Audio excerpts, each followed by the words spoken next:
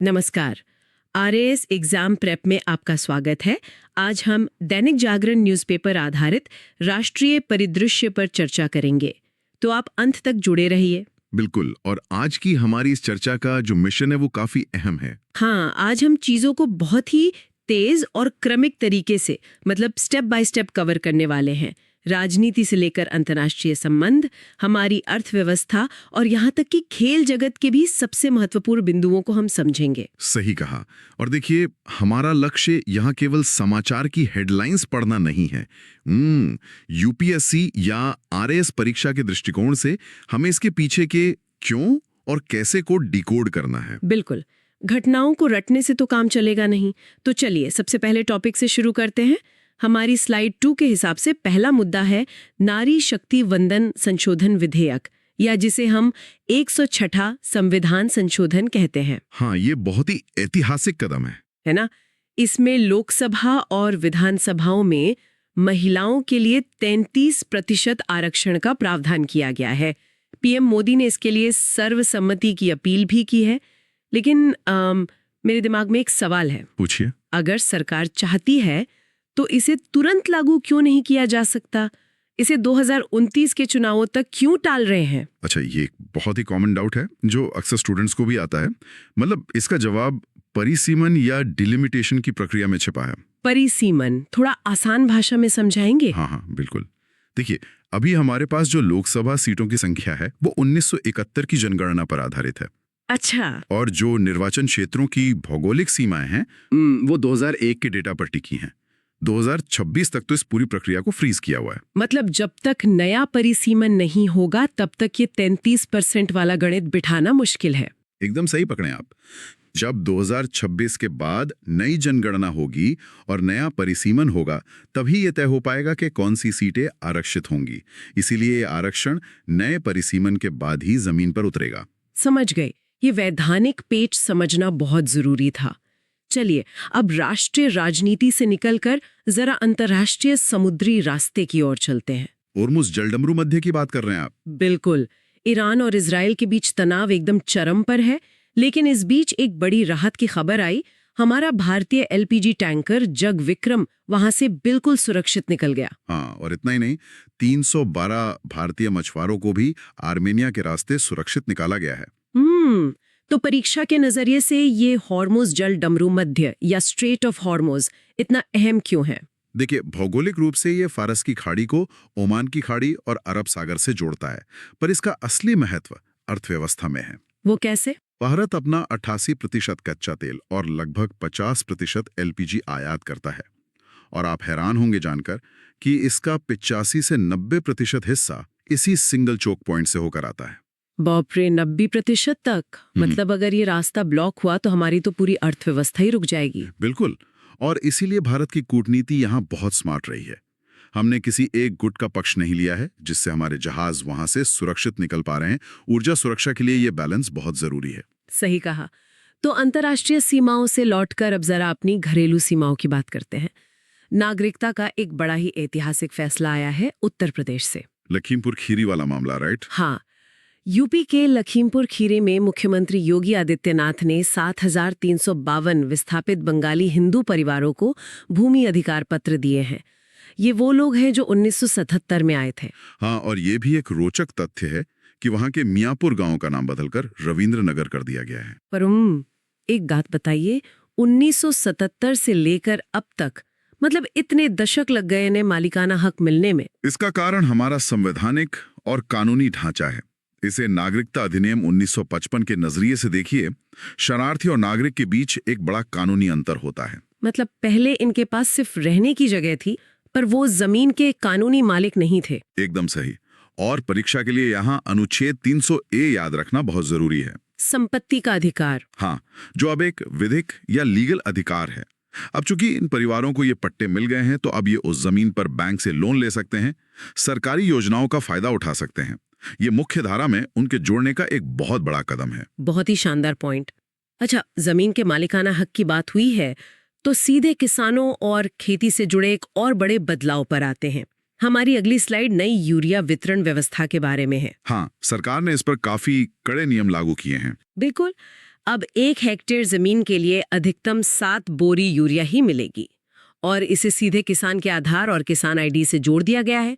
मुझे तो ये ऐसा लग रहा है जैसे खेती के संसाधनों पर किसी ने डिजिटल ताला लगा दिया हो।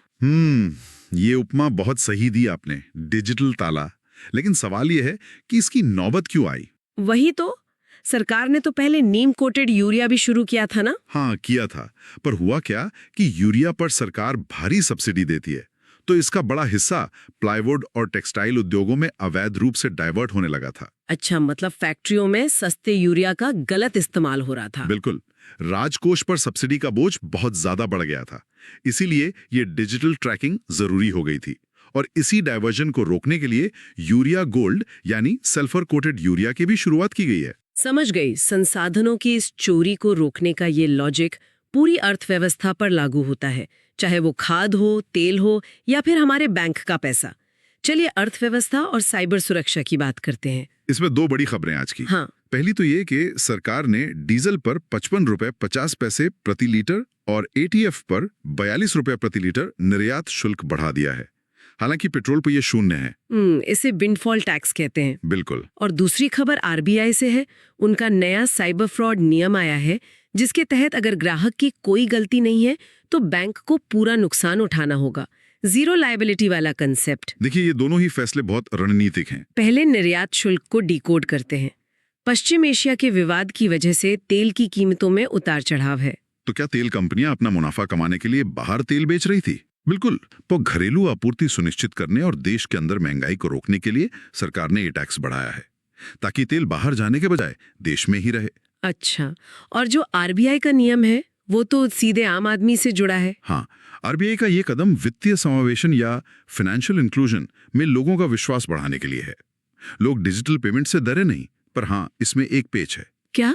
आपको शिकायत 30 दिन के भीतर दर्ज करनी होगी, तभी बैंक जिम्मेदारी लेगा। ये याद रखने वाली बात है। चलिए, राष्ट्रीय अर्थव्यवस्था के बाद अब हम राज्यों के स्तर पर चल रही हलचल पर तेजी से नजर डालते हैं। मेरे पास 3 अलग-अलग राज्यों की खबरें हैं। बताइए। पहला, बिहार सरकार ने सरकारी डॉक्टरों की निजी प्रैक्टिस पर रोक लगा दी है।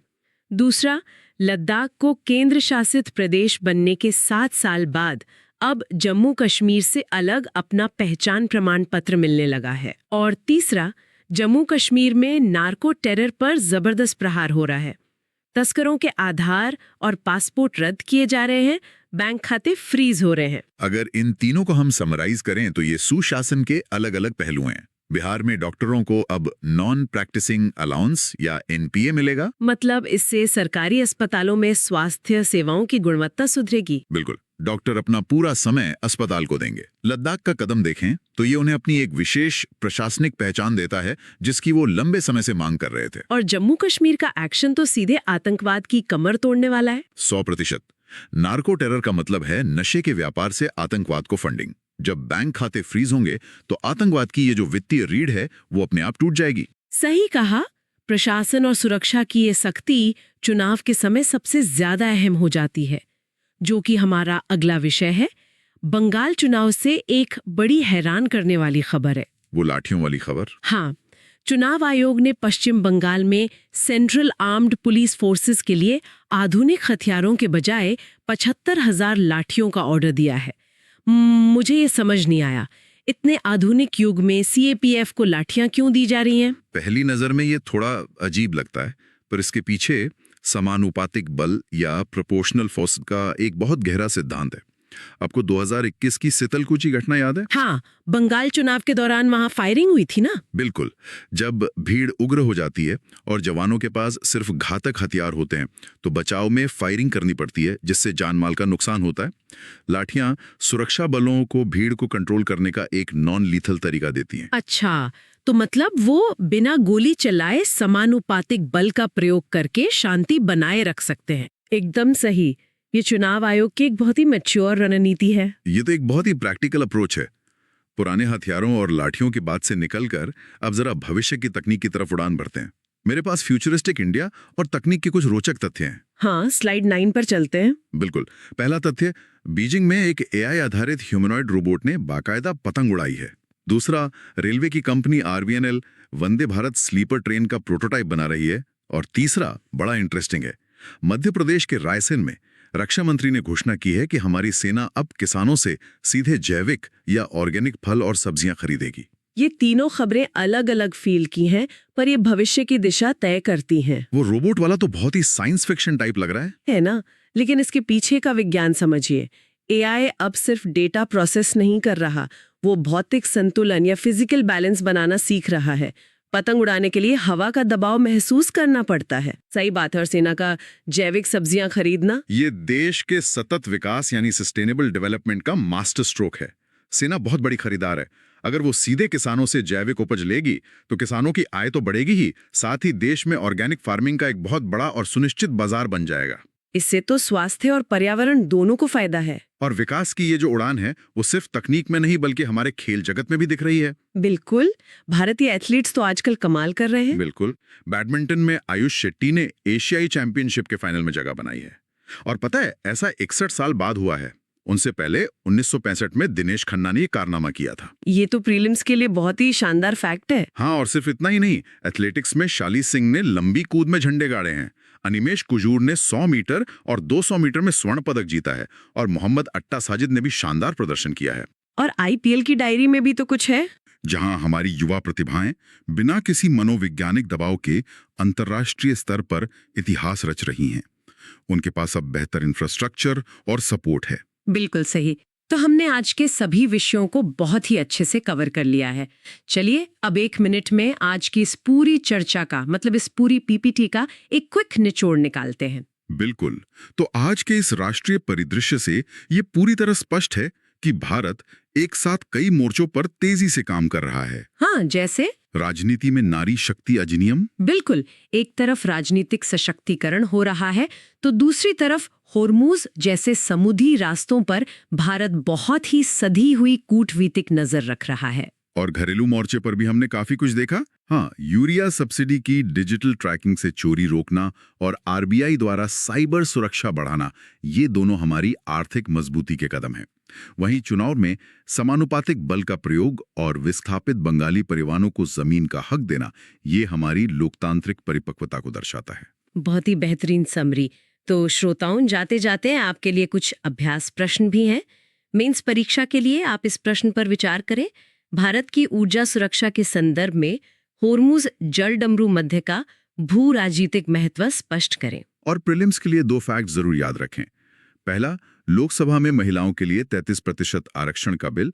और दूसरा, आयुष शेट्टी से पहले बैडमिंटन वाला ये कारनामा 1965 में दिनेश खन्ना ने किया था। बिल्कुल।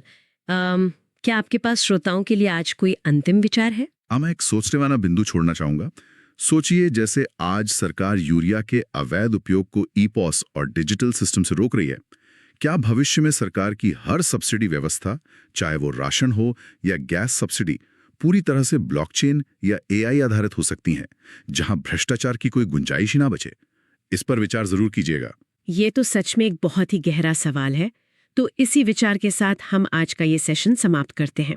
इस क्लास की पीडीएफ आपको हमारे Telegram channel RAS exam prep पर मिल जाएगी। धन्यवाद।